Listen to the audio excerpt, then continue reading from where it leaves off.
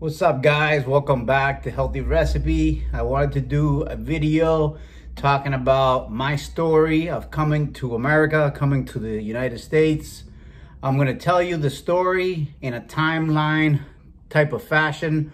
I'm going to start from the day I was born and then go on from there and tell you my whole story, how I came to this country and where I came from, where I was born, all of that. So first, we're going to start when I was born and where I was born. I was born in 1976 in a small little town in the Caribbean, in the island of Cuba. Is a little town that's not even found on a map. It's called Amarillas, which means yellow. And I was born there as a little kid. I loved to play outdoors. I loved to fish. I loved to play marbles. One of the things that we did a lot in Cuba, which was incredibly fun, is we used to have these little glass marbles and we used to play. All the kids used to get together in the park and we'd win, and then we'd sell them for nickels. After we, we'd win some, we'd sell them to other kids. So we made a little bit of money that way. And I think that's where my spirit as an entrepreneur and able to work for myself and doing my own thing kind of came about. Started from there, from playing marbles, funny enough.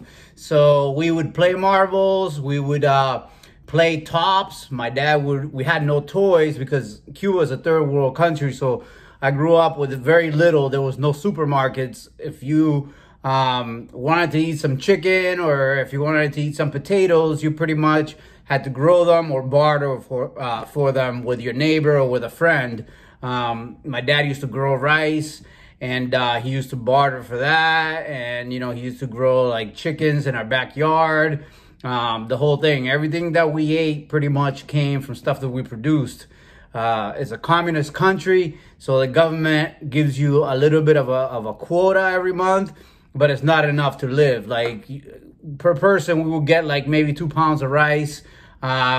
Beef was like non-existent. We didn't eat beef. You couldn't go to the supermarket and buy a steak if you wanted to. The people that, overlook the freedoms that we have here, have no idea what it's like to live in a third world country like that, where, everything is scarcity. But in a way, scarcity and necessity, I believe, make a lot of inventions and allow for a lot of really, really cool things to happen. I had a super happy childhood. Now that I look back, I am incredibly grateful to have lived the childhood that I have, just because it was so wholesome. I got to spend most of my life out in nature. Like I said, we would hunt. My dad would make slingshots for us. He would build these little tops to play with. Those spinning tops, you use a string and they put candle wax on it and you would spin it, and we would play with that. And we were never bored. All my life I spent outside. I was never inside. Like, I never wanted to go home, We would go out and pick fruits fresh off the trees. We would go into the sugar cane fields, cut down sugar cane and eat it. And it was incredibly flavorful. When we got to eat, like, certain foods like fish or shrimp or things like that, it was an incredible thing because we often didn't get to have that. Everything was very seasonal, and everything was pretty much moderated and controlled. There wasn't a lot of things like you have here. You can have anything you want as long as you have money. You go to the store and buy it. There, you had to pretty much create it out of nothing or barter for it. So till about 9 years old, 10 years old, actually 9. So 1987, I lived in Cuba. And pretty much since I was born, my dad was trying to come to the U.S. We have family here that had, they were pretty well off. My uncle owned restaurants and he was pretty well off, so he sent for us. But because the country was hostile with the United States, it wasn't easy to get out. My uncle had to go through a lot of different hoops to finally, we got a humanitarian visa through the country of Panama to go to Panama, where I had a cousin that was in the Air Force that lived there. We were gonna go stay there for a couple of weeks to make a stop, and then from there, we would get, you know, our passport or visa stamped or whatever, and then on to Massachusetts. Initially, Saugus, Massachusetts is a little suburb outside of Boston where my uncle lived. And we went from Cuba to Panama in 1987. Now, if you remember, or if you were around then, you remember that in 1987 and 86, actually in 1986 we went to Panama, and 86 and 87 there was the conflict with Noriega. So while I was in Panama, the United States had a big conflict and falling out with the government of Panama, because the dictator Noriega overthrew the government there. He was a general at the time. Basically, you know, he's involved with narcos and all of these different things. So it was a hostile situation where, you know, the United States sent troops and, you know, they eventually captured Noriega. Meanwhile, we got stuck there. So I lived in Panama for one whole entire year, basically, from 86 to 87. While I was there, you know, I got to really enjoy that country. It was incredibly beautiful. I'll never forget it. A lot of tropical rainforest, beautiful birds, fish, wildlife, very unexploited back then. I don't know about now. I haven't gone back, but it was amazing, beautiful place. I had two cousins there that were younger than me, a few years younger, and they lived on that Air Force base with my uncle, which was he was in the American Air Force. So we lived in that base for like a year with my uncle, my aunt, and my two cousins, and my dad. Then in 1987, we were finally able to come to the United States. I came to New England, to Saugus, Massachusetts, and I had to repeat 6th grade because I missed a year of school. And also, I did not speak English when I came. So I had to learn English. I had a special tutor. I had a friend from Thailand that up to this day, he's like my best friend. We grew up together, that we both came at the same time. He came from Thailand, I came from Cuba, and he was learning English and I was learning English. We had the same teacher. So we both were in there. I started learning how to speak English. You know, I started getting into weightlifting at a very young age and started getting really into fitness, nutrition, learning about that. Probably around 12 years old, I started reading about the Arnold Encyclopedia and how to work out as a means to kind of defend myself and to gain a little bit more confidence, because I was getting into a lot of fights. You know, the fact that I didn't speak English was a language barrier, and I had a really short fuse as a kid. Not understanding the language, and then, you know, it seemed like people were picking on me. I wasn't sure what they were saying, what was happening. And from coming from Cuba, I knew how to solve things with my fists. So I got into a lot of fights, and I wanted to become stronger. You know, the mind of a kid, that's what you think. If I lift weights and I get stronger and bigger, I'm going to be able to defend myself. So I started doing that. I became obsessed with weightlifting. I really loved it. And all the way until like I was 17 or 18, I was in high school. I still got into some fights. I got into some trouble. So when I was 17, I got into a pretty bad fight. And there was a friend of mine that was seeing a recruiter for the Marines. And the recruiter told him that at this time, this was in 1995, that if I joined the Marines, they could help me with, you know, the fight that I had to get into. That ended up being like an assault and battery. I got charged for it. Even though I was underage, I think I might have been 17 at the time, I still got, you know, assault and battery charges. And it could have went on my record. So I ended up talking to the recruiter. The recruiter went to court with me.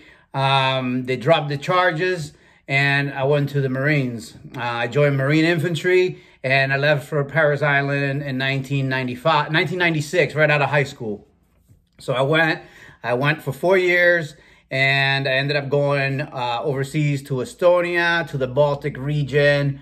I really loved that area. Amazing weather. Like the summers are like incredibly beautiful. The people are super friendly. We were stationed in an area called Tallinn. So I really loved that. Got out of the Marines around the year 2000, and I moved to Virginia. I ended up going to Virginia to visit, and I really loved the area. I wanted to live somewhere in the country where it was more quiet. Saugus was getting pretty busy, and a lot of my friends were getting in trouble.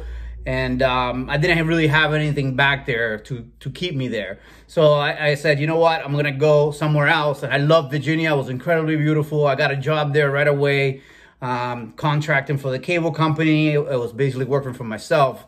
I was a subcontractor working for Philadelphia Cable. I was making really, really good money. And then we had a really, really bad winter. I think it was 3-4 years later. This is around 2003. We had a really, really bad winter. It was like, I think it was like 4 or 5 feet of snow. And one of the things that I didn't like about New England was the cold and the snow. So that was kind of like the straw that broke the camel's back. I had gone a year before to Miami to visit my cousins, and I really, really loved the weather. I loved to be able to taste the Cuban food again that I hadn't had in so long, and all of the culture again, the Cuban culture. I got to see it, so it was kind of like almost like being back in Cuba when I was a little kid. I really loved like the way it was, so I ended up, that idea always stayed in the back of my head. You know, like eventually I want to move to Florida. I want to move to Miami or somewhere in Florida. So I picked up my things and I moved to Miami. It was like around 2003, I believe. Yeah, 2003. I moved to Miami. We started, first of all, I had some money left over from investing. I mean, from the cable company. And we started buying old cars and repairing them. My cousin had a body shop. So we started repairing old classic cars and reselling them, flipping them, and I was making pretty good money. I got to able to save up pretty good, and then I opened up a small used car dealership in Miami. After that, the rebuild, I mean the new cars, I mean the old cars weren't doing that great. I started to slow down, so we started getting into financing cars ourselves, buying rebuild titles, like cars that had been in accidents, and then we would repair them in the shop. And we send them to get the title as a rebuild title, and then we finance them out to people out of our pocket. So people with bad credit, we would be able to get them in a pretty good car that had, you know, a small dent and had been repaired. So the business worked out really, really well. So all the way until 2007, the business was going great. I was making really good money, and then the financial crisis hit. At that point, I had 30 to 40 cars financed that, you know, payments were coming in, and then that happened. So everything just went downhill. People stopped paying. They started defaulting on their loans. You know, we went from making great money to making almost nothing, like not even almost being able to pay my bills. Eventually had to salvage what I could. I left some cars in the lot to one of my friends there to, you know, sell them whenever he could. And I saved whatever money I could salvage and open up a little nutrition store in Miami. The nutrition store was like 700, 800 square feet. It was in the center of Miami. It was a pretty busy area, and it did pretty well from 2007 till 2008. And then I was just tired of the traffic. It was getting to me, and it was just so crowded. I got tired of it again, so I started looking to move somewhere else. I found Cape Coral, really, really nice place. I ended up moving down here, started the nutrition store, moved the whole entire store. And from 2007, 2008 till like July of 2019, we were open. You know, Amazon eventually killed us. It was inevitable just because, you know, people shopping on Amazon over going to a retail store. It's just evolution. You know, I have no gripe with that happening. And I understand that it's just the world growing, you know. So now, you know, here I am starting, you know, something new, doing YouTube, doing gardening, you know, growing my own food and learning all of these things and seeing where life takes me, and hoping to bring you guys on this journey. So I hope you learned a little something and enjoyed this video, and I'm going to bring you guys a lot more. Remember that if you're not subscribed to the home gardening channel, I know I've been a little bit lazy over there, but I'm going to start producing some great videos now that the weather's cooling, and I'm spending a lot more time outside growing food. And yeah, it's going to be great. So we're going to have a great season. It's going to be a great year. Check out the home gardening channel. I hope you're all doing great. See you guys on the next one.